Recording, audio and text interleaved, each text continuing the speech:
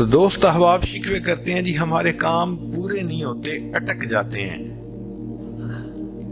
اور پھر وہ کسی کے پاس جاتے ہیں، عملیات والوں کے پاس، تو ان کا تو چونکہ کاروبار ہے، انہوں نے پیسے کمانے ہوتے ہیں، تو وہ سمپل جواب دیتے ہیں جی کسی نے لگتا ہے تمہارا رزق باندھ دیا ہے، کسی نے تمہارا رشتہ باندھ دیا ہے، اور ہم اس کو بلیو کر لیتے ہیں۔ بھئی اللہ کسی کو دینا چاہے تو کون اس کو باندھ سکتا ہے؟ کیوں کسی کو چھوٹا خدا بناتے ہو؟ کوئی کسی کا رزق نہیں باندھ سکتا، کوئی کسی کا رشتہ نہیں باندھ سکتا، ہمارا ایک ہی خدا ہے، اس کے کام کو کوئی روک ہی نہیں سکتا۔ خواہ مخواہ اپنا عقیدہ بھی خراب اور اپنا عمل بھی خراب۔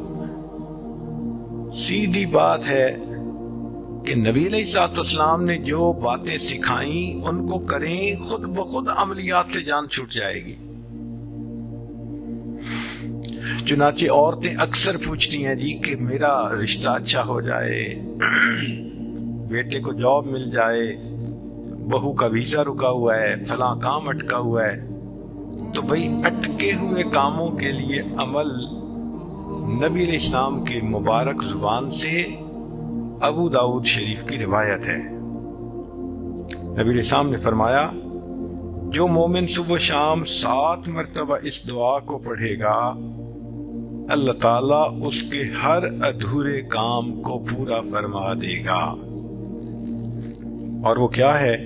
حسبی اللہ لا الہ الا ہو علیہ توکلت وہو رب العرش العظیم۔ بعض لوگوں کو رزق کی تنگی کے بڑے شکوے ہوتے ہیں، اور ان کے دل پہ فاقے کا خوف رہتا ہے، ڈر رہتا ہے، اور فاقے سے بچنے کے لیے وہ سارا دن کاروبار کے پیچھے بھاگتے دوڑتے بھی رہتے ہیں۔ سنیے، ابو نعیم کی روایت ہے، ابن ابی شیبہ نے بھی اس کو لکھا کہ نبی علیہ الصلوۃ والسلام نے ارشاد فرمایا جو شخص اس دعا کو پڑھے گا اللہ اس سے 70 مصیبتیں دور کریں گے، جن میں سب سے چھوٹی مصیبت اس کا فاقہ ہوگا۔ جو شخص اس دعا کو پڑھے اللہ تعالیٰ اس سے 70 مصیبتوں کو دور فرمائیں گے، اور سب سے چھوٹی مصیبت فاقہ ہوگی، اور وہ فقرہ ہے لا حول ولا قوت الا باللہ، لا ملجأ ولا منجأ من اللہ الا الیک۔ کئی مرتبہ انسان غمزدہ ہوتا ہے اور سوچتا ہے میں تو اکیلا ہوں، میرا ساتھ دینے والا کوئی نہیں، ماں باپ فوت ہو گئے، کہاں جاؤں، کس کو دل کا غم سناؤں، میرا غم کیسے دور ہو۔ نبی علیہ الصلوۃ والسلام نے فرمایا، کنز المال کی روایت ہے کہ قرآن مجید کی ایک آیت کو 3 مرتبہ یقین کے ساتھ پڑھ لیں، اللہ تعالیٰ غمزدہ دل کو تسلی فرما دیتے ہیں۔ لا الہ الا انت سبحانک انی کنت من الظالمین۔ کتنی مختصر سی آیت ہے اور اکثر بچیوں کو یاد بھی ہوتی ہے۔ اس آیت کو 3 مرتبہ پڑھنے پر اللہ تعالیٰ انسان کی سیڈنس ختم کر دیتے ہیں، غم ختم کر دیتے ہیں، دل کو خوشی عطا فرما دیتے ہیں۔ کئی لوگوں کو دیکھا کہ بیمار ہوتے ہیں، کبھی ہسپتال کا چکر، کبھی ڈاکٹر کے پیچھے، تو نبی علیہ الصلوۃ والسلام نے ایک حدیث پاک میں فرمایا، اس حدیث کو مسند احمد نے روایت کیا اور طبرانی نے روایت کیا کہ جو شخص فجر کے بعد 3 مرتبہ یہ دعا پڑھ لے اللہ 4 مرضوں سے اس کو نجات عطا فرما دیتے ہیں۔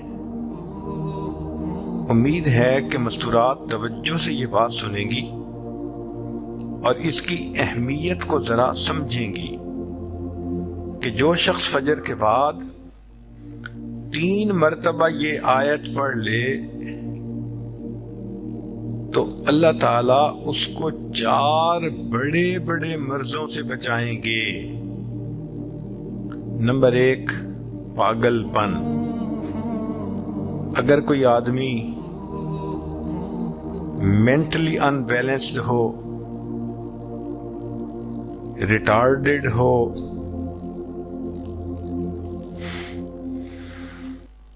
یا جس بندے کو چیزیں بھول جاتی ہوں یا چیزیں یاد نہ رہتی ہوں،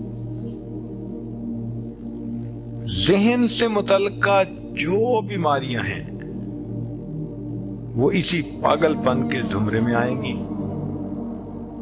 یا کسی کو مرگی کی بیماری ہوتی ہے، وہ بھی اسی زمرے میں آئے گی.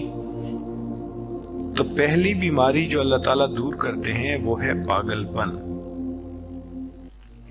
اور دوسری بیماری کوڑ پن. کوڑ پن کہتے ہیں چہرہ بدصورت ہو جانا. یہ بھی ہو سکتا ہے کہ برس کی بیماری ہو جائے، جیسے بعض عورتوں کو جلد بالکل سفید ہو جاتی ہے اور عجیب بدنما چہرہ ہو جاتا ہے، یا کئی مرتبہ جسم پہ تل اتنے نکل آتے ہیں، دانے اتنے نکل آتے ہیں کہ چہرہ بدنما ہو جاتا ہے، یا چہرے پر داغ پڑ جاتے ہیں کالے رنگ کے. تو چہرے پہ داغ پڑیں، چہرے پہ دانے بنیں، یا چہرے پہ برس کے نشان پڑیں، کوئی بھی چیز ہوگی وہ اسی کوڑ پن کے زمرے میں شامل ہوگی، جس سے کہ چہرہ انسان کا بدصورت ہوتا ہو. یہ بیماری بھی اللہ دور فرما دیں گے. اب جن بیچاریوں کو بیوٹی پارلر پہ جانے کا شوق رہتا ہے اور اپنے فیس پہ پتہ نہیں کیا کیا پروسیس وہ کرواتی ہیں، تو ان کو تو چاہیے کہ وہ اس آیت کو یا اس فکرے کو بار بار پڑھیں، تاکہ اللہ تعالیٰ ان کے چہروں کی خوبصورتی دیر تک سلامت رکھیں. اور تیسری چیز ہے اندھا پن. اندھے پن سے مراد یہ کہ آنکھوں کی بینائی ہی چلی گئی، یا آنکھوں میں موتیا بند آ گیا، یا آنکھوں پہ اینک لگانی پڑ گئی. یہ سب ایک ہی بیماری کی تفصیلات ہیں. تو جن کی نظر کمزور وہ بھی پڑھ سکتی ہیں، یا جن کو لینز لگانے پڑتے ہیں، کنٹیکٹ لینز صحیح یا کوئی اور، اس مصیبت سے بھی جان چھوٹ گئی. اور جن کی بینائی چلی گئی، اللہ ان کے لیے بھی آسانیاں فرما دیتے ہیں. تو پاگل پن کی بیماری ختم، کوڑ پن کی بیماری ختم، اندھے پن کی بیماری ختم، اور چوتھا فرمایا فالج کی بیماری ختم. فالج ایک تو ہوتا ہے کہ انسان کا ہاتھ یا پاؤں کام ہی نہ کرے، اور ایک یہ بھی ہوتا ہے کہ اتنی ویکنس کہ عورت کہتی ہے مجھ سے تو کھڑا ہی نہیں ہوا جاتا، میرے پاؤں سن ہو جاتے ہیں، میرے ہاتھ سن ہو جاتے ہیں. یہ ساری چیزیں کمزوری اور فالج کی ابتدائی سٹیجز ہیں. تو یہ سب چیزیں ٹھیک ہو جاتی ہیں. اب بتائیں کہ اتنی بڑی بڑی بیماریوں سے جس بندے کو بچنے کی خوشخبری مل رہی ہو، تو وہ تو پھر اس عمل کو کیے بغیر رہ ہی نہیں سکتا. اور یہ عمل دیکھو چھوٹا کتنا ہے. وہ جو فکرہ فرمایا حدیث میں وہ ہے سبحان اللہ العظیم وبحمدہ ولا حول ولا قوت الا باللہ. اتنا سا فکرہ پڑھنے پر اللہ چہرہ بھی پر نور بنا دیتے ہیں، میموری بھی تیز کر دیتے ہیں، اللہ تعالیٰ بینائی بھی تیز کر دیتے ہیں، اور اللہ تعالیٰ جسم میں طاقت بھی بھر دیتے ہیں. یہاں تک تو نیکیاں کمانا، گناہوں کو بخشوانا، فرشتوں کی دعائیں لینا، غمزدہ دل کو تسلی ملنا، اور بیماریوں سے محفوظ ہونا، اس طرح کے عمل بتائے تھے. اب ایک عمل سن لیجئے کہ دجال سے محفوظ ہونا. دجال ایک تو بڑا ہوگا نا، جس کو دجال اکبر کہتے ہیں، جو آئے گا اور بندے اس کے پیچھے لگ کر اپنا ایمان خراب کر لیں گے، جو امام مہدی کے آنے پر اور عیسیٰ علیہ السلام کے آنے پر ظاہر ہوگا، ان کے آنے سے پہلے ظاہر ہوگا، اور عیسیٰ علیہ السلام اس کو لد کے مقام پر قتل کر دیں گے۔ اس فتنے سے نبی علیہ السلام بچنے کی دعائیں فرماتے تھے، صحابہ بھی بہت ڈرتے تھے اس فتنے سے۔ تو انسان کا دل چاہتا ہے کہ دجال سے محفوظ ہوں۔ حدیث پاک میں ہے، جو شخص جمعہ کے دن سورہ کہف پڑھے تو جمعہ سے جمعہ تک اس کے گناہ معاف، اور اگر وہ روزانہ پہلی 10 اور آخری 10 آیتیں پڑھ لے، اللہ اس کو دجال سے محفوظ فرمائیں گے۔ تو اس عمل کو کرنے سے ایک تو دجال سے محفوظ ہو گئے، اور دوسری بات اور بھی سن لیجئے کہ دجال دجل سے بنا۔ دجل کا مطلب ہوتا ہے فریب دینا، دھوکہ دینا، اور بچیوں عورتوں کو انسان کی شکل میں بھی کئی دفعہ دجال مل جاتے ہیں۔ وہ ان کی عزتیں لوٹتے ہیں، بہانے بنا بنا کے دھوکے دیتے ہیں، ان کو بیٹرے کرتے ہیں۔ تو اس عمل کے کرنے سے عورت بچی ایسے دجالوں سے بھی محفوظ رہے گی۔